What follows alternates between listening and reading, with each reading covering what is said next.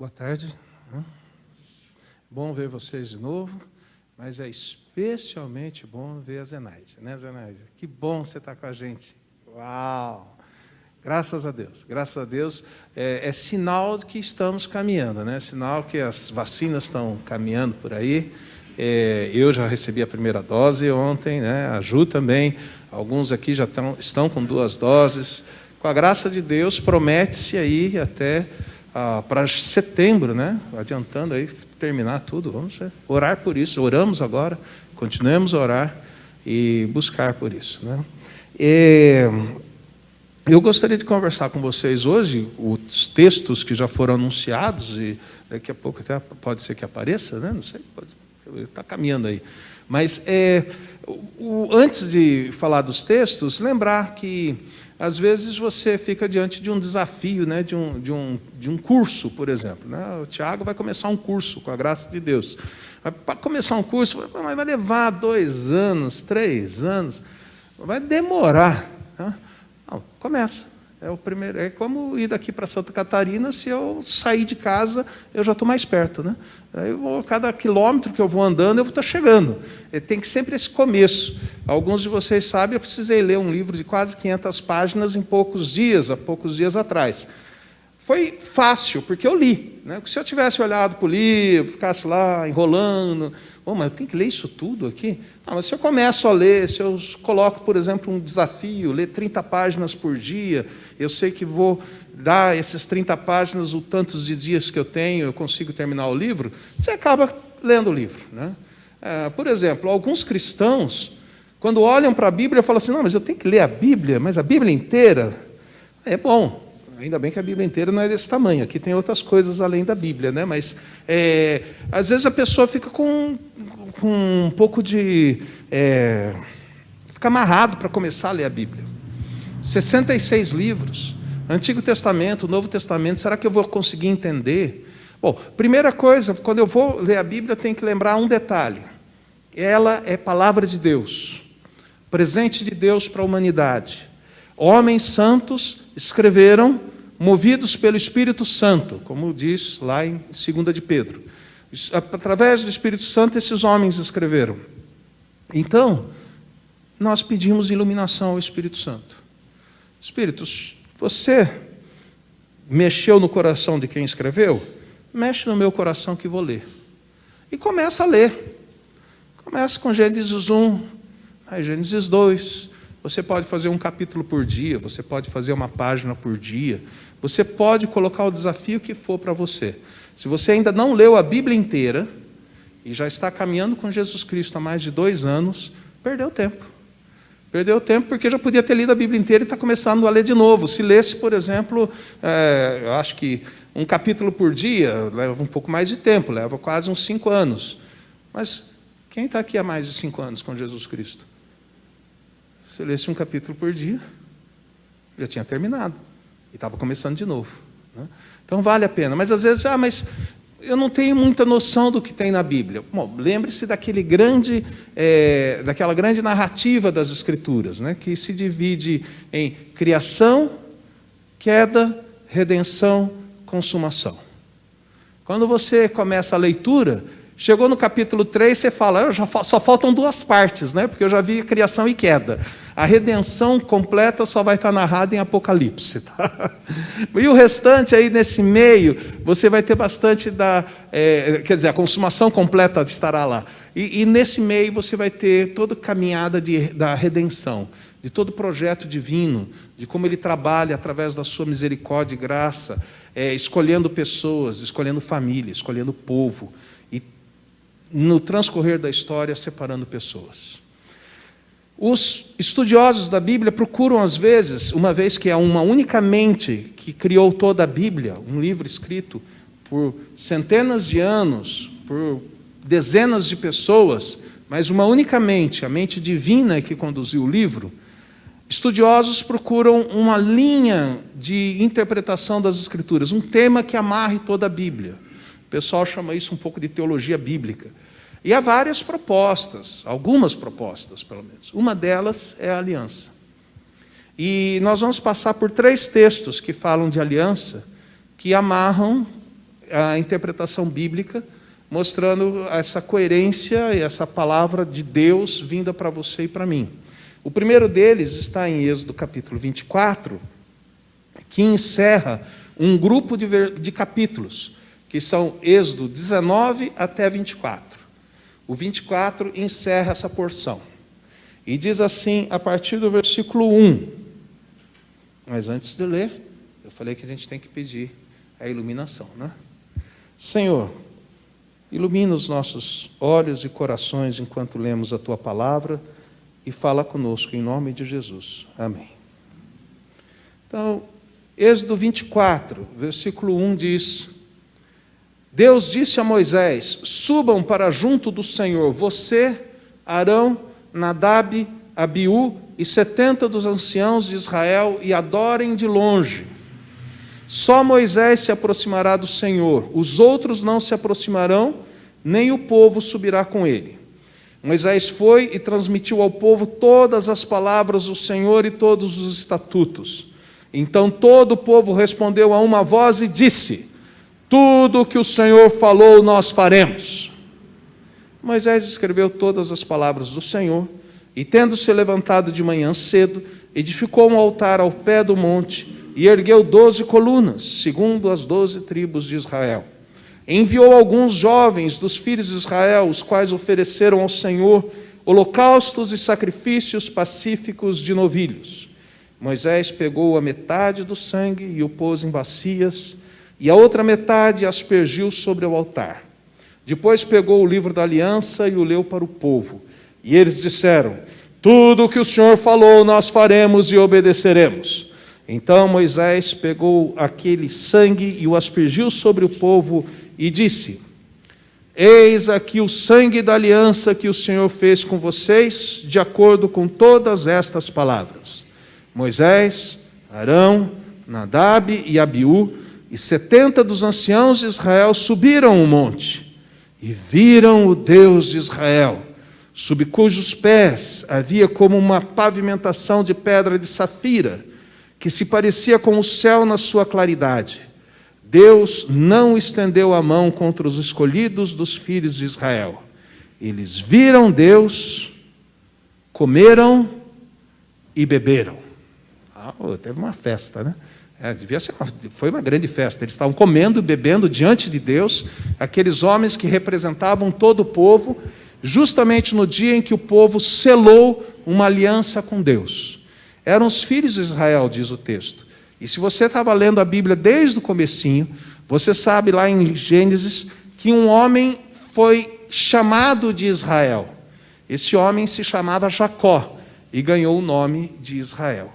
Deus havia feito uma aliança com ele e falado que ele guardaria toda a descendência desse Jacó, ou Israel. Porém, na verdade, o que ele fez com Jacó, Israel, foi reafirmar uma aliança que ele já havia feito com o pai dele, o Isaac, que foi a aliança que ele fez com o pai do Isaac, o Abrão, depois Abraão, que nós lemos, por exemplo, no Salmo de número 105, no início do culto hoje. A aliança feita com Abraão, com Isaac, Jacó e, consequentemente, com os filhos de Israel. Só que eles ainda, os filhos de Isaac, os descendentes de Isaac, os descendentes de Israel, ainda não tinham acertado com Deus essa aliança. E por causa da aliança, então, Deus vai lá, tira o povo que estava escravo no Egito, traz o povo até o Monte Sinai e ali conversa com o povo. É interessante que, quando você lê o texto, o povo não fez nada para Deus tirá-lo de lá. O povo não foi bonzinho, o povo não fez todas as coisas certas, o povo não obedeceu a Deus, o povo não teve uma vida toda correta. Simplesmente Deus foi lá e pegou o povo, porque amava o povo e tinha misericórdia pelo povo e era fiel a uma aliança feita com Abraão lá atrás. Trouxe o povo e falou assim: olha, gente, eu tirei vocês de lá, agora eu quero que vocês vivam assim. Então é o chamado Livro da Aliança, esse livro que Moisés escreveu naquele dia, que tem aproximadamente, alguns acham, as palavras de Êxodo 19 até 23.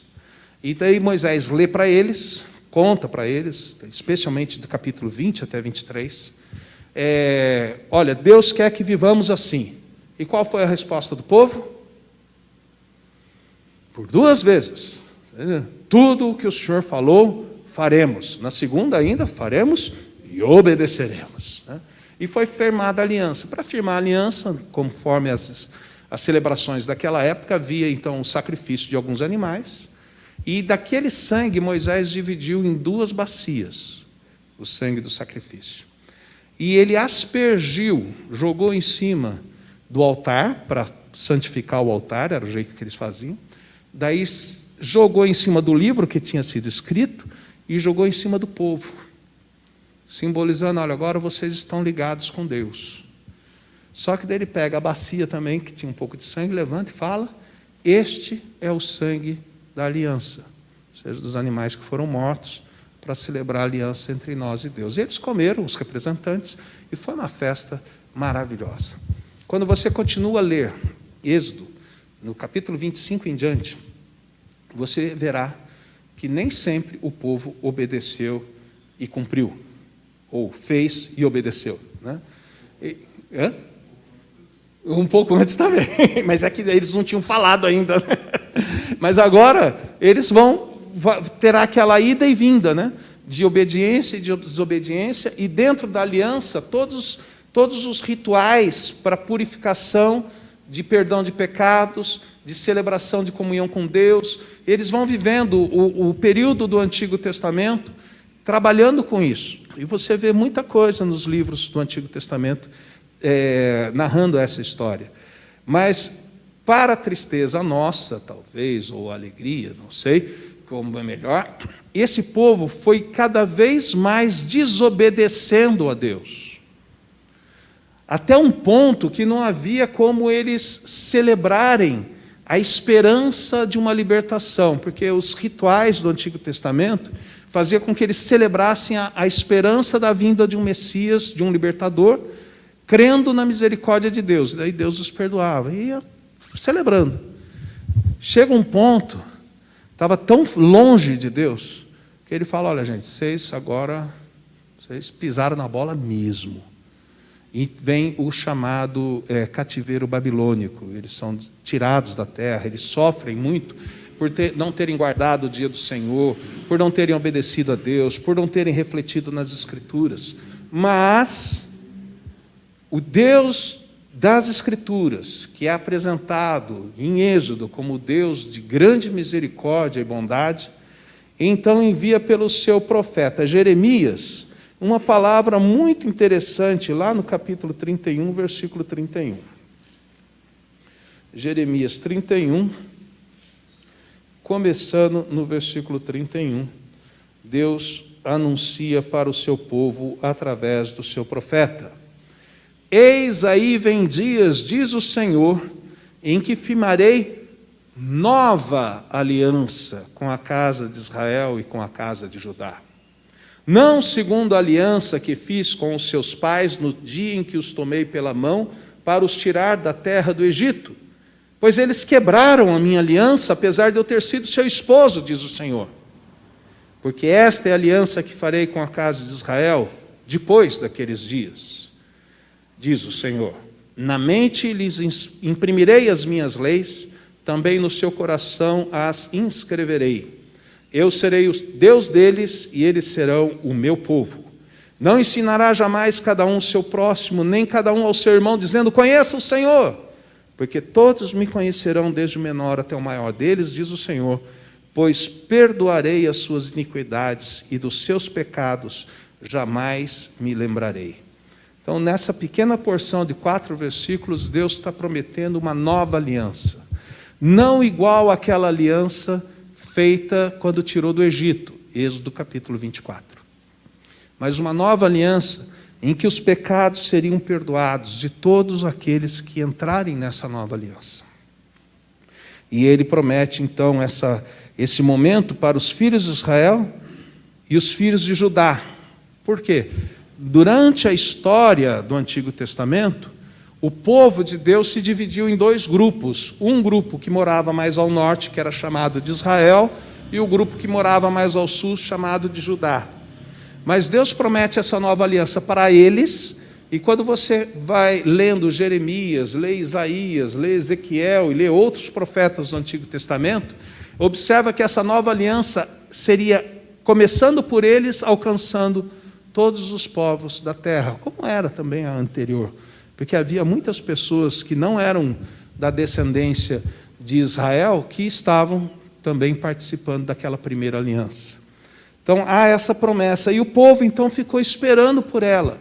Alguns poucos do povo oravam por ela, desejavam por esse momento. Quando serão esses dias? Depois de que dias serão esses? Quando é que virá essa nova aliança?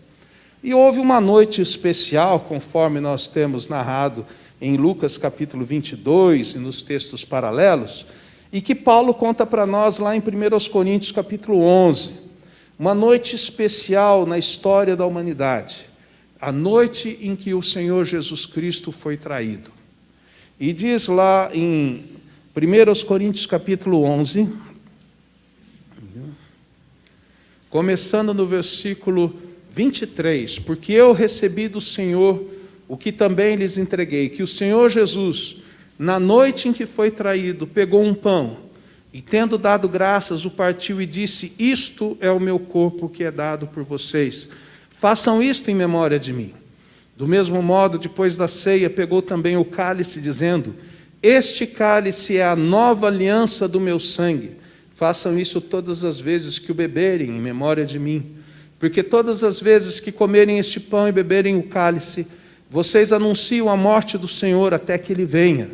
Por isso, aquele que comer o pão ou beber o cálice do Senhor indignamente, será réu do corpo e do sangue do Senhor. Que cada um examine a si mesmo, e assim coma do pão e beba do cálice, pois quem come e bebe sem discernir o corpo, come e bebe juízo para si. É por isso que há entre vocês muitos fracos e doentes, e não poucos que dormem, porque se nos julgássemos a nós mesmos, não seríamos julgados. Mas quando julgados, somos disciplinados pelo Senhor, para não sermos condenados com o mundo. Nesse capítulo, quem conhece um pouco da carta de Coríntios, sabe que Paulo está trabalhando a celebração da ceia, mais do que simplesmente essa orientação. Ele está trabalhando o fato de que aqueles irmãos naquela comunidade não estavam celebrando a ceia como deveriam celebrar. É a ceia que celebra a comunhão nossa com Deus e a comunhão nossa de uns com os outros, estava sendo uma festa em que eles comiam e bebiam e celebravam a comunhão de uns poucos entre si e não tinham comunhão com todos que vinham para a igreja, a ponto de, às vezes, alguns chegarem e já ter terminado a festa e já não ter como o que eles comerem, porque os mais apressados ou aqueles que puderam chegar antes participaram e não deram oportunidade para outros participarem. E Paulo, então, recorda a importância da Eucaristia, a importância da ceia, e entre a recordação, ele coloca as palavras de instituição da ceia. E nas palavras de instituição da ceia, Jesus Cristo mostra que aquela noite em que ele foi traído é justamente o tempo depois daqueles dias que o Jeremias falou. É o tempo que chegou. É o tempo da nova aliança. É tão claro isso porque quando Jesus Cristo levanta o cálice, parecendo Moisés levantando aquela bacia de sangue, ele disse: este é o cálice da nova aliança. Quando ele falou isso, na mente dos discípulos que conheciam o livro de Jeremias, veio logo na cabeça Jeremias. Tanto que o autor de Hebreus cita o texto lá também. Vem à mente deles o texto de Jeremias e fala: nossa, se a gente entrar nessa, então nós temos o perdão de todos os nossos pecados. Se a gente entrar nessa, o Senhor imprimirá nos nossos corações a sua lei. Ou seja, Ele nos dará prazer em obedecê-lo e em servi-lo. Mais do que aqueles irmãos do passado que falou: tudo o que o Senhor falou faremos e obedeceremos, nós vamos obedecer e com prazer. E quando nós desobedecermos, uma profunda tristeza cairá em nós. Então nós encontraremos em Deus, o Deus da misericórdia, ao confessar os nossos pecados. Por isso Paulo também fala: pensa bem antes de tomar a ceia, avalie-se, pense como você está vivendo. Especialmente, pense se você está ligado à ideia do corpo. Quem come e bebe sem discernir o corpo, né? Ele disse. E o que é o corpo? Dentro de Coríntios, se você já for para o capítulo seguinte, 1 Coríntios é a própria igreja, é a comunidade de Cristo. Não só a igreja presbiteriana aliança, mas a igreja cristã de maneira geral. Que nós temos que estar em comunhão com ela, caminhando com ela, vivendo com ela, participando dela, para então, ao comermos e bebermos a ceia, não comermos e bebemos juízo para nós. Diz o texto que participa da ceia, a ideia é quem está em aliança com Deus. Por isso que não é qualquer um que pode comer e beber a ceia.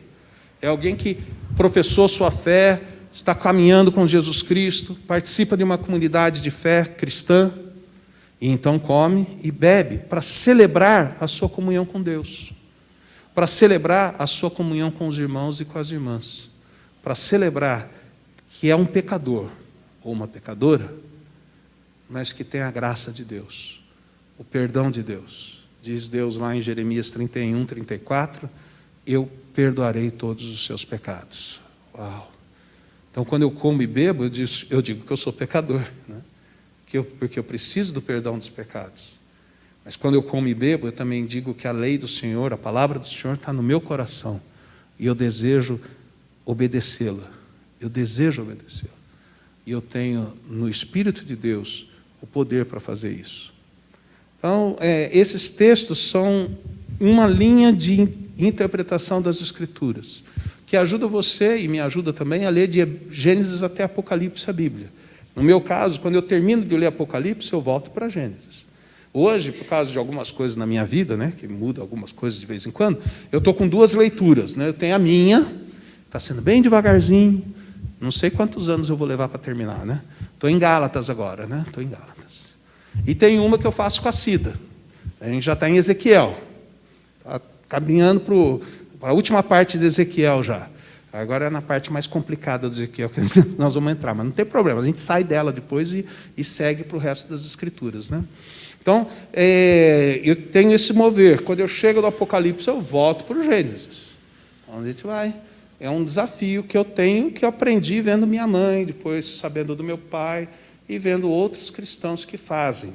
Isso ajuda a eu lembrar dessa aliança que Deus fez, dessa aliança que Deus renovou, dessa aliança que Ele selou em Jesus Cristo, com você e comigo, com o seu povo, para perdoar os nossos pecados e para que nós tenhamos prazer em viver para Ele. Que o Senhor nos ajude agora que vamos participar da ceia, que ela nos alimente espiritualmente, fazendo-nos lembrar desse Cristo que morreu pelos nossos pecados e ressuscitou glorioso. Por quê? Diz o texto que nós devemos celebrar isso até Ele voltar. Então, enquanto a gente está celebrando, também a gente está falando, puxa, não vejo a hora do Senhor voltar. Vem, Senhor. Maranata. Vem, Senhor Jesus.